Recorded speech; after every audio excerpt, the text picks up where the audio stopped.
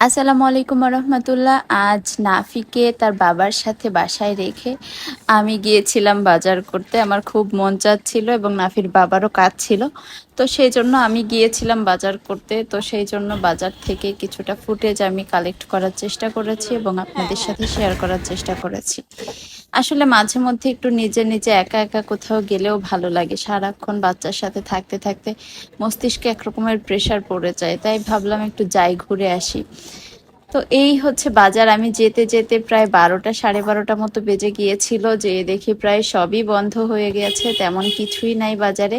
এই বাজারটা খুবই ছোট, খুব একটা যাওয়া হয় না এই বাজারে, কিন্তু কাছে পড়ে এই বাজারটা, এই জন্য গিয়েছিলাম। এখান থেকে আমি বাদাম নিয়েছি কিছুটা, 1/2 কেজি মতো বাদাম আমি নিয়েছি এখান থেকে। আমি টেস্ট করে দেখতে চাচ্ছিলাম ভালো হবে কিনা, তা তো বলতে পারি না। এইখান থেকে নিয়েছিলাম শাক, সবুজ শাকটা নিয়েছিলাম। চাচা বলছিল হচ্ছে কলমি শাক নেওয়ার জন্য, বাট 2 রকমের শাক নিয়ে আসলে খাইতে পারবো না। এইখান থেকে নিয়েছি হচ্ছে ছোলা। ছোলাটা সাধারণত সকালবেলায় খাওয়া হয়, সকালে খুব একটা ভাত খাওয়া হয় না, তো এই জন্য ছোলা নেওয়া হয়েছে এখানে।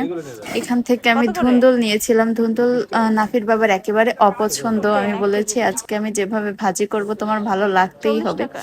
ভালো লেগেছেও, খেয়েছে যদিও। আর এখান থেকে আর কিছু নেইনি। ও হ্যাঁ, পেঁপে নিয়েছিলাম আমি, একটা মিডিয়াম সাইজের একটা পেঁপে নিয়েছিলাম। পেঁপেটা বিশেষ করে বাবুকে খাওয়ানোর জন্য। আমার বাজারের সিস্টেমটা বেশ ভালো লেগেছে। আমি ড্রাগন নিয়েছি কিছুটা এবং মুড়ি নিয়েছি এখান থেকে।